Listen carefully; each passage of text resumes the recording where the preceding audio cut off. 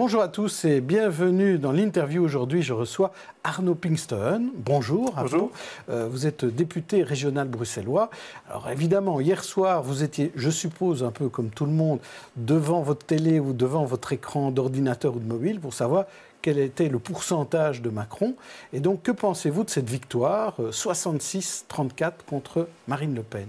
Il y a un côté rassurant, c'est-à-dire que les électeurs français ont voté en bloc contre l'extrême droite, ce qui est évidemment la chose à faire. Ce qui est moins rassurant, c'est quand même le taux d'abstention ou les votes blancs, très très important. Je crois que c'est le plus important depuis les années 60. Donc il y a quand même une vraie préoccupation, un vrai malaise démocratique en France. Alors nous, Belges, n'avons aucune leçon à donner, évidemment, à nos voisins français, mais c'est préoccupant parce que ça recompose complètement, effectivement, aussi le paysage politique français. On sort de décennies de gauche-droite, d'alternance. Ici, on a un nouveau phénomène et qui doit encore faire ses preuves. Et donc, les législatives qui arrivent vont être particulièrement intéressantes et aussi, pour nous écologistes, particulièrement intéressantes pour remettre à l'agenda politique français ce qui a été complètement oublié des présidentielles, c'est-à-dire les questions environnementales et écologistes. Et donc, là, on se rend compte que sans candidats écologistes, ces thèmes-là ne sont pas abordés ou vraiment de façon marginale. Vous aviez un candidat écologiste, mais qui a fusionné avec un candidat socialiste, et du coup, il a pratiquement disparu.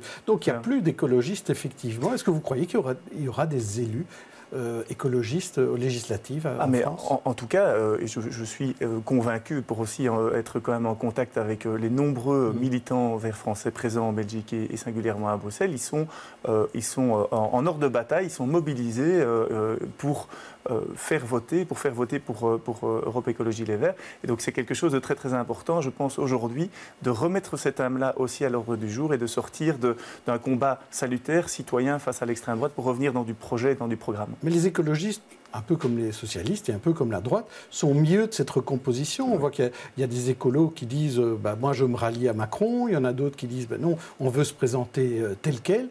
Les écologistes sont touchés aussi par cette recomposition. Donc certains ont fait la fête avec Macron hier soir et d'autres ont fait la fête avec des pincettes hier soir. Oui, mais bon, moi je ne vais pas m'ingérer dans la politique française. Je pense qu'on a vu que dans d'autres cas d'ingérence des Français dans la politique belge, on n'est pas très très à l'aise. Et donc moi je ne commenterai pas ces questions-là.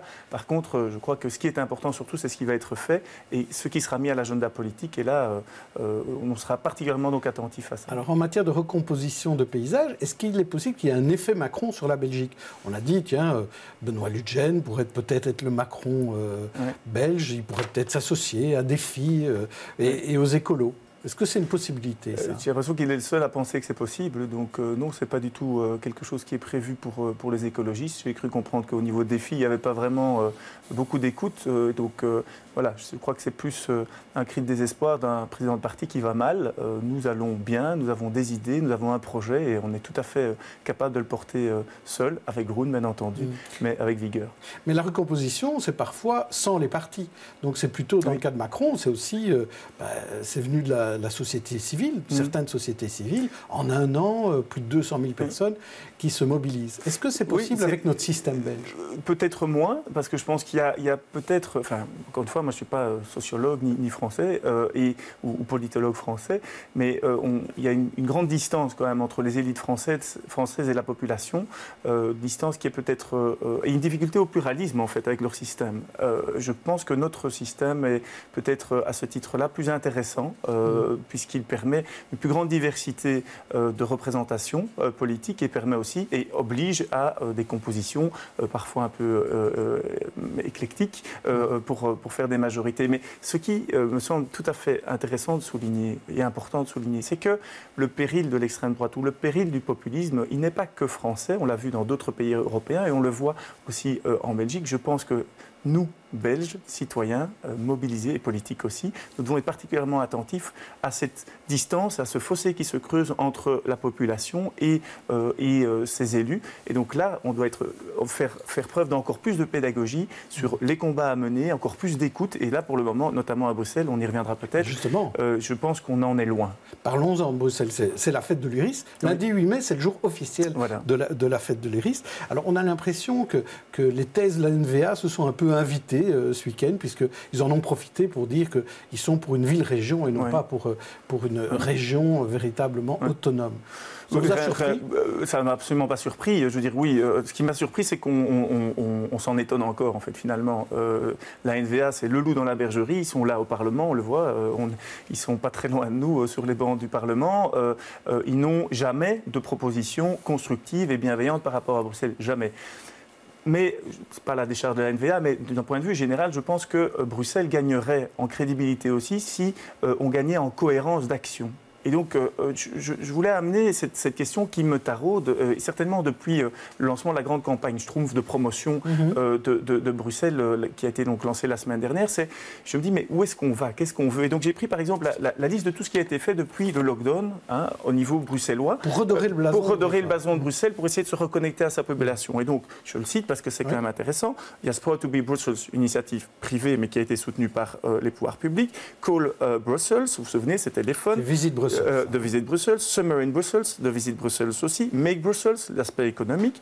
Et maintenant, on a Take Me to Brussels, 4 millions d'euros pour faire revenir les gens à Bruxelles. Et on nous présente donc des personnes de dos qui doivent nous donner envie de venir découvrir Bruxelles. Et à côté de ça, on a des initiatives dites plutôt citoyennes, où notamment la Fondation Roy-Baudouin qui se lance dans un grand panel citoyen, dans une grande consultation sur Bruvoice. On a le cabinet citoyen de messieurs Madran et Gatz au niveau bruxellois. Et puis on a encore la grande campagne Mix City. C'est 3,5 millions pour dire la diversité à Bruxelles, c'est quelque chose d'important. Moi, on peut ajouter le panel citoyen du Parlement bruxellois. Oui, alors on peut aussi, c'est une initiative intéressante, mais qu'il faudra vraiment développer. Mais donc, la semaine dernière, le soir titrait, Bruxelles, faisait un fascicule spécial sur la diversité à Bruxelles, en disant Bruxelles est la ville la plus cosmopolite de Bruxelles.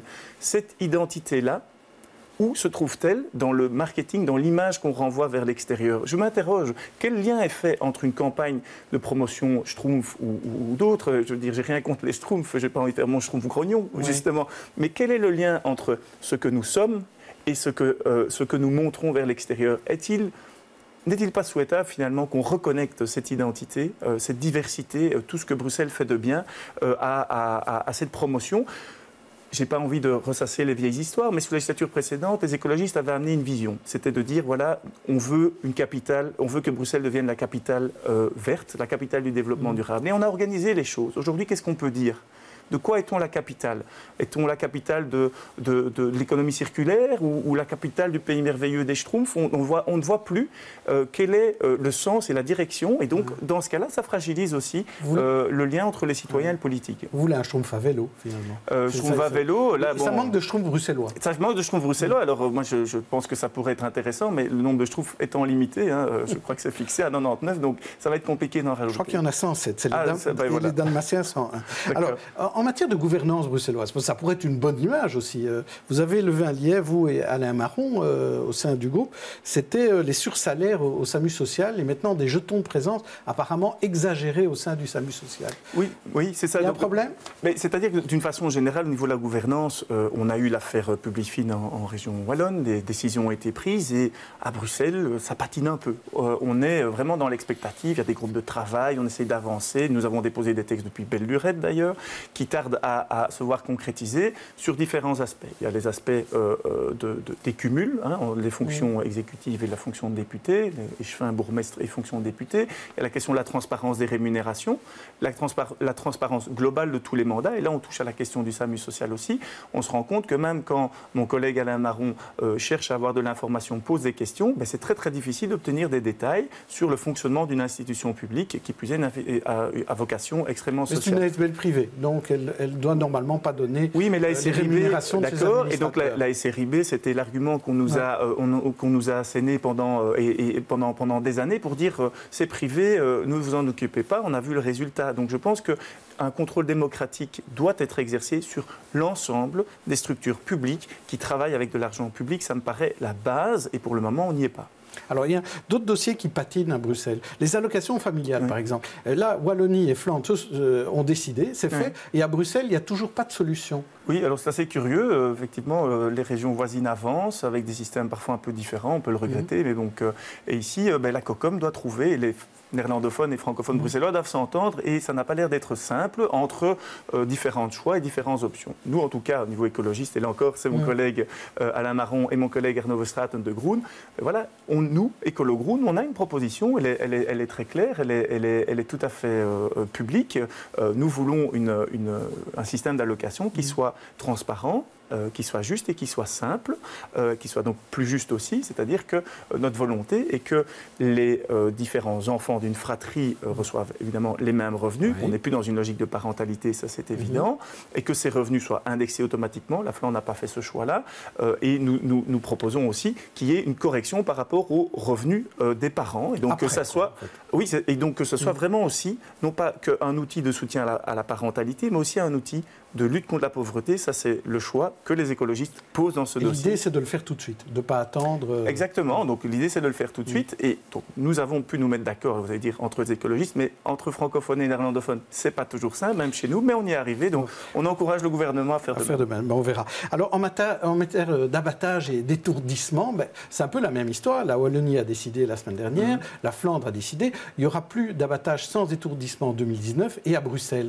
Là, quelle est votre position là? Donc, à Bruxelles, vraisemblablement, en commission de l'environnement, demain, ce débat viendra, ça va être à l'ordre du jour, donc on va certainement en parler. Nous essayons d'avoir une cohérence entre région flamande et région wallonne. Donc nous alignons sur la position des écologistes en Flandre et en Wallonie, qui est celle du bien-être animal et donc d'un travail sur la question du bien-être. C'est pas autre chose en fait. Et donc on a aussi travaillé sur les autres aspects liés aux abattages, le transport notamment. Et donc ces questions-là doivent aussi être tranchées. C'est vrai que peut-être à Bruxelles, il faut rappeler qu'on a quand même beaucoup de tendances politiques représentées au gouvernement, de droite comme de gauche, des sensibilités qui sont parfois différentes en fonction du monde culturel et du monde médiatique francophone ou néerlandophone, et que peut-être par ce biais-là, on tarde peut-être un peu plus à décider. C'est pas parce qu'on veut protéger des traditions religieuses, qu'elles soient musulmanes ou juives. J'ai pas le sentiment j'ai pas le sentiment, pour avoir déjà entendu par exemple Bianca Debat sur le sujet, qu'il y ait vraiment une hésitation qui soit liée à cet aspect-là du dossier. Je n'ai pas ce sentiment-là. Maintenant, je ne suis pas en première ligne sur ce dossier, on ne peut pas tout connaître, mais je pense que demain, en tout cas, ça sera un débat intéressant pour voir dans quelle mesure le gouvernement veut avancer sur ce sujet. En tout cas, pour vous, le plus important, c'est le bien-être animal. Bien entendu, oui. Merci Arno Pinksteren. Je vous donne rendez-vous à demain, où je recevrai Sophie Wilmès, la ministre du Budget. D'ici là, bonne journée à tous et bonne soirée.